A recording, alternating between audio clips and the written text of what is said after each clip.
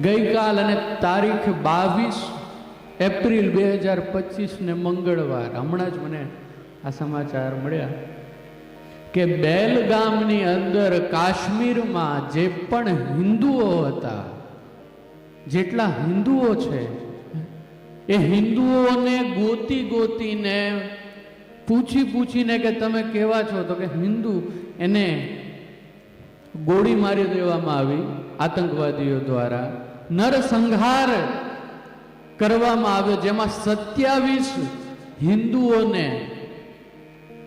મારી નાખવામાં આવ્યા.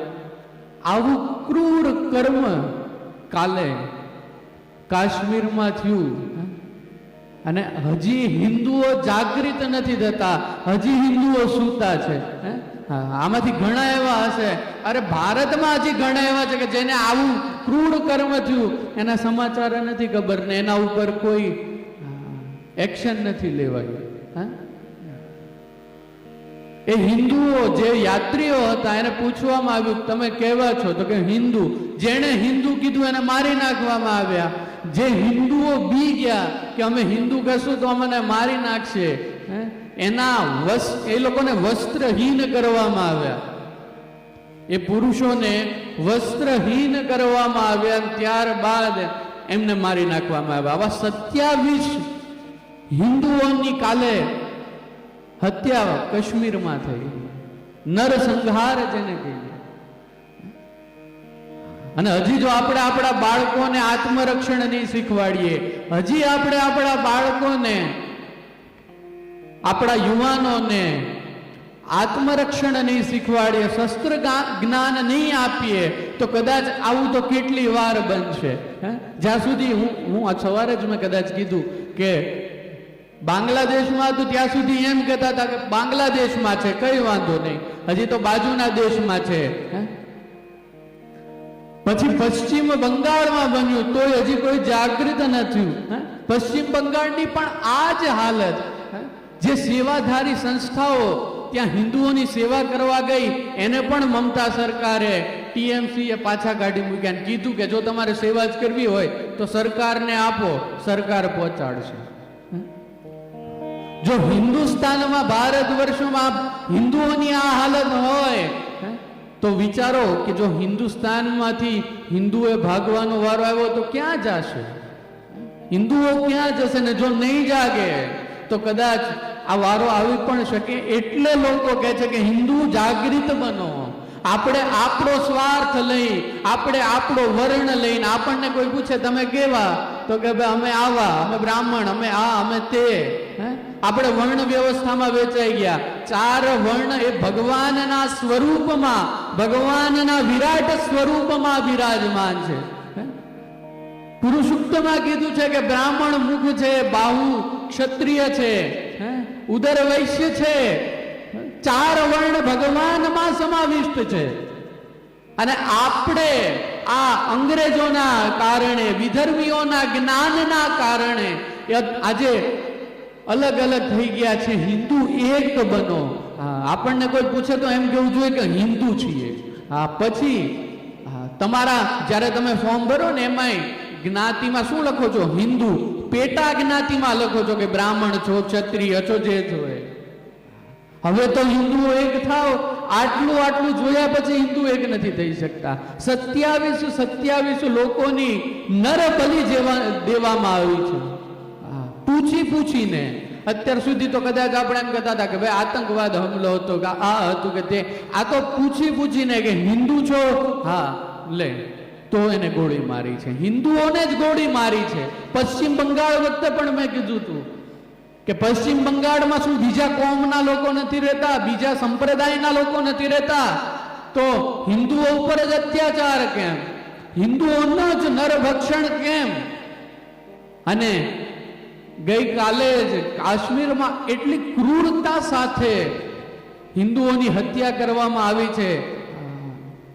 અને જો હજી આપણે જાગૃત નહીં થાય તો કદાચ આપણા ઘર સુધી પણ પહોંચશે. શરૂઆત થઈ ગઈ છે બંગાળમાંથી, કાશ્મીરમાંથી. પૂજ્ય મોરારી બાપુની કથા ત્યાં ચાલતી હતી, જેમાં અનેક આપણા હિન્દુઓ ગયા હતા. એ હિન્દુઓ ઉપર આ અત્યાચાર થયો છે.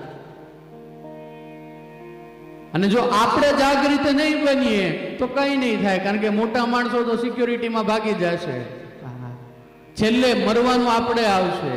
એટલે કહું છું કે જાગૃત બનો, તમારા બાળકોને એવા તૈયાર કરો.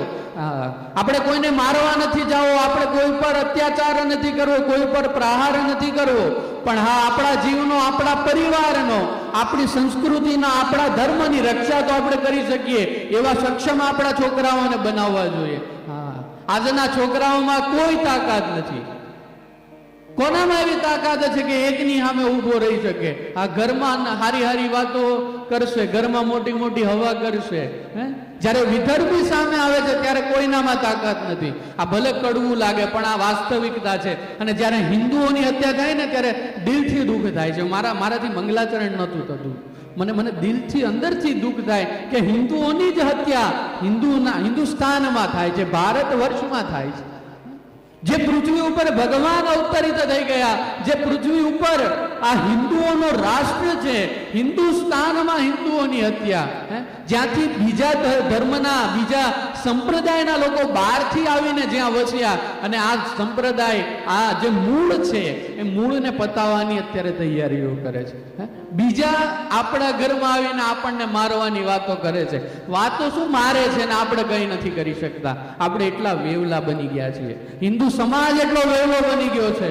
હા, કોઈને ખોટું લગાડવું હોય તો ભલે લગાડે, પણ હિન્દુ એનો વેવલો બની ગયો છે કે વિધર્મને જવાબ નથી આપી શકતો.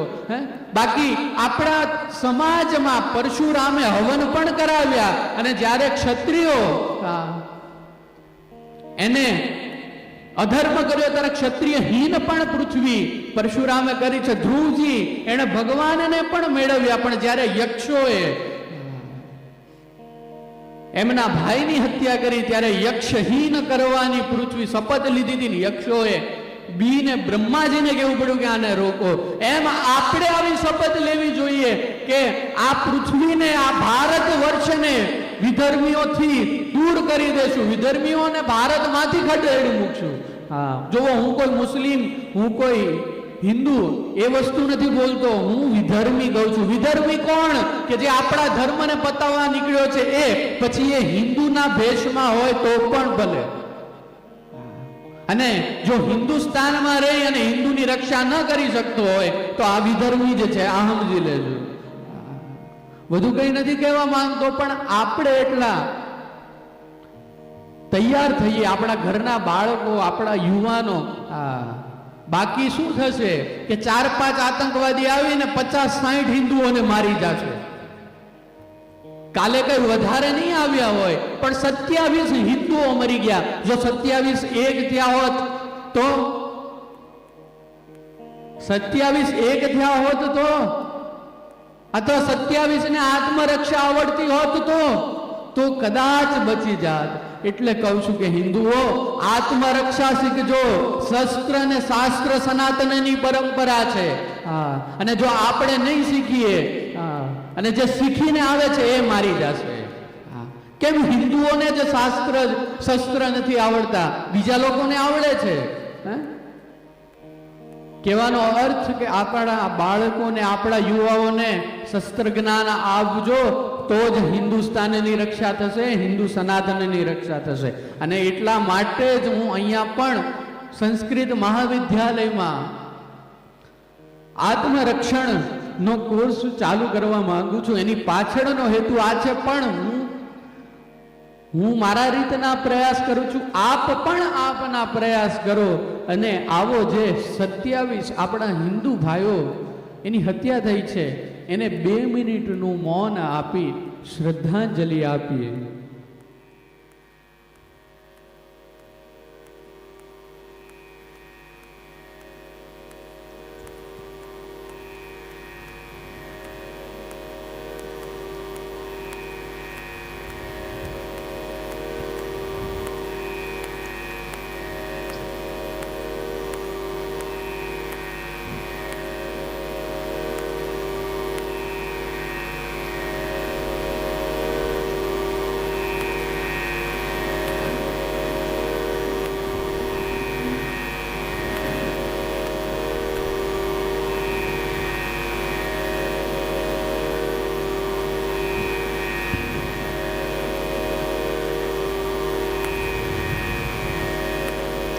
ઓમ શાંતિ શાંતિ શાંતિ.